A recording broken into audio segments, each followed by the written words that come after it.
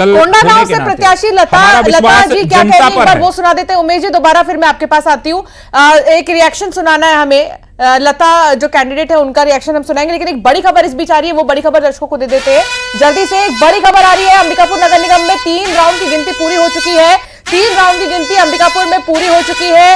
एक तरफ जहां निगम में आप देख पा रहे हैं कि भारतीय जनता पार्टी बढ़त बनाए हुए है, तो पंचायत में भी अब आपको दिखा रहे हैं रुझान क्या है। अंबिकापुर नगर निगम में 3 राउंड की गिनती पूरी हो चुकी है। बीजेपी प्रत्याशी मंजूषा भगत 8000 वोटों से आगे चल रही हैं। बिल्कुल, अंबिकापुर का जिक्र हम बार बार इसलिए भी कर रहे हैं क्योंकि ये बेहद मजबूत क्षेत्र और गढ़ कांग्रेस का कहा जाता था। बावजूद इसके अगर बीजेपी यहां से आगे है तो ये बड़ी बढ़त इसे बीजेपी के लिए कहेंगे। मंजूषा भगत 8000 वोटों से आगे हैं और धीरे धीरे जो आंकड़ा है वोटों का वो निर्णायक होता हुआ नजर आ रहा है। जो गैप है 8000 वोटों का कांग्रेस और बीजेपी के बीच, वो लगभग निर्णायक पोजीशन में धीरे धीरे पहुंचता हुआ नजर आ रहा है। और ये बताता है कि कैसे 10 नगर निगम बीजेपी जीत की ओर अग्रसर है। हालांकि अभी हम फिर कहेंगे कि ये रुझान है, लेकिन फिर भी दूसरा ये पहलू है कि भाई ईवीएम से काउंटिंग हो रही है, ईवीएम से वोट बाहर आ रहे हैं, तो बहुत ज्यादा वक्त नहीं लगता है। लगभग 1-1.5 घंटे में तस्वीर पूरी तरीके से साफ हो जाएगी।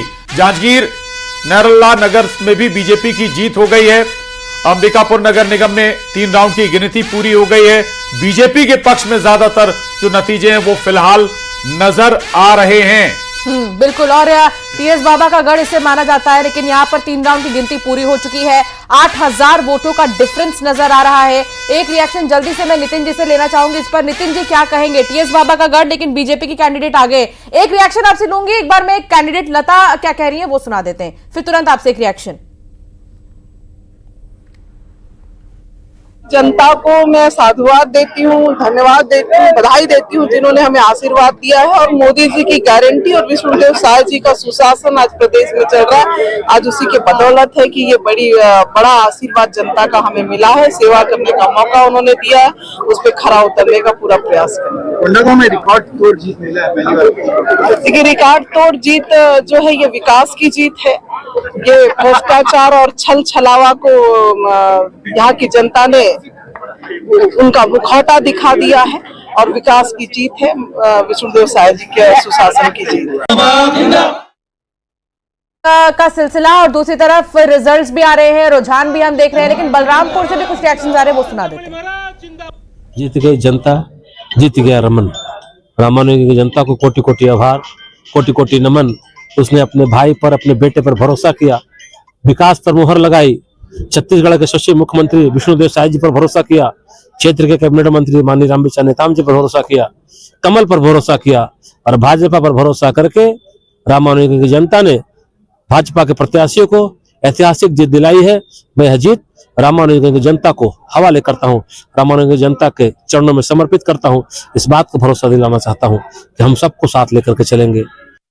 ठीक है, तो लगातार दिखा रहे हैं कि जो कैंडिडेट्स हैं उनके दिल में क्या है। और जैसा कि हम दिखा रहे थे 8000 वोटों से मंजूषा आगे चल रही हैं। जांजगीर नैला नगर पालिका में बीजेपी की जीत हुई है। मल्हार नगर पंचायत में बीजेपी की जीत हुई है। लाल बहादुर नगर पंचायत में भारतीय जनता पार्टी की जीत हुई है। जीत का सिलसिला कायम है। अंबिकापुर नगर निगम में 3 राउंड की गिनती पूरी हो चुकी है और बीजेपी प्रत्याशी मंजूषा भगत 8000 वोट से आगे है। इस पर नितिन जी एक रिएक्शन। देखिए, ये मेरे हिसाब से 11:20 के रुझान हैं, और बहुत सी सीटों में जो मेरे सोर्सेस हैं उससे मुझे जानकारी मिल रही है कि बहुत ही कम मतों के मार्जिन से जो है प्रत्याशी आगे पीछे चल रहे हैं, वार्डों में भी और निकायों में भी। और नगर निगम की यदि आप बात करेंगे 10 नगर निगम की, तो मैं ये मान सकता हूँ कि जहाँ पर 25,000 से ऊपर की लीड है वहाँ पर कवर करना मुश्किल है। पर जहाँ पर 8,000, 10,000, 12,000 या 15,000 मतों से जहाँ पे कांग्रेस पार्टी पीछे चल रही है या प्रत्याशी पीछे हैं, वहाँ पर हम यदि अभी कुछ भी कह दें तो मुझे ऐसा लगता है जल्दबाजी होगी।